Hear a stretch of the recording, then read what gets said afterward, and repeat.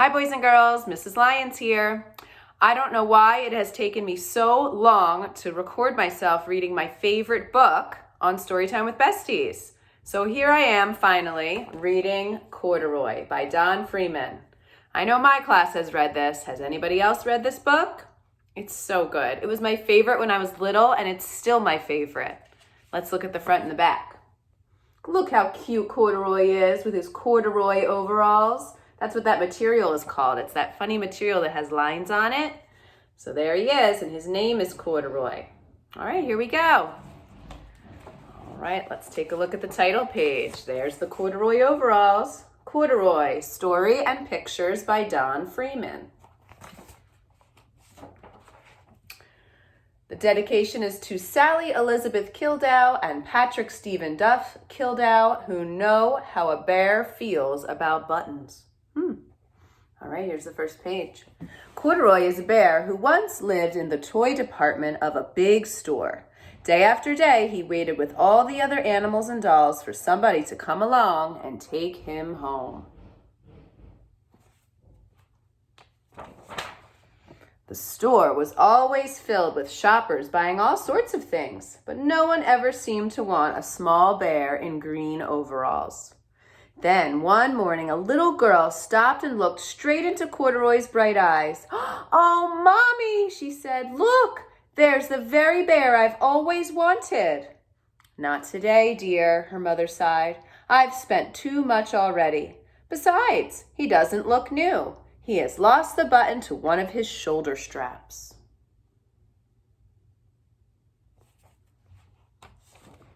Corduroy watched them sadly as they walked away. "I didn't know I had lost a button," he said to himself. "Tonight I'll go and see if I can find it."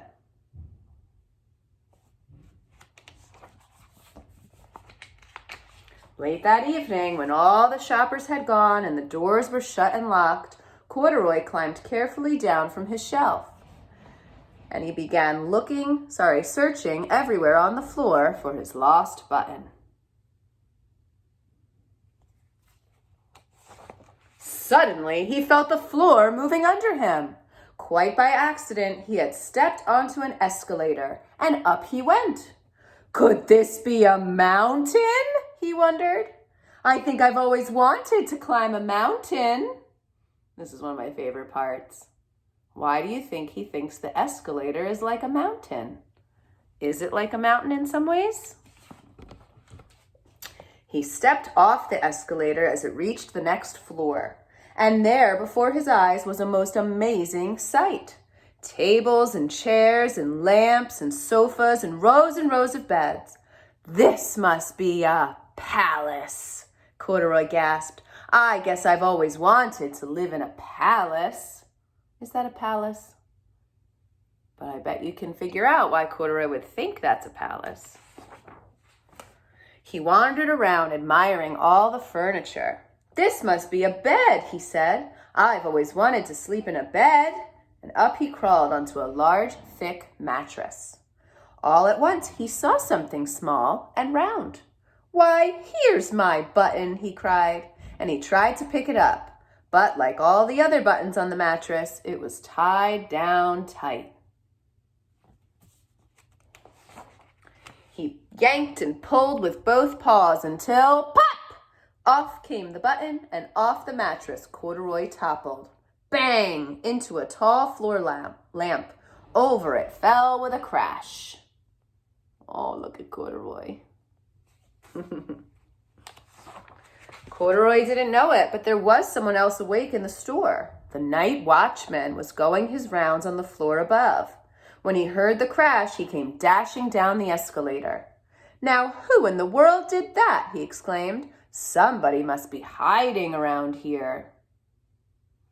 Oh, this next page is so cute. Oh, look at him. See his little ears?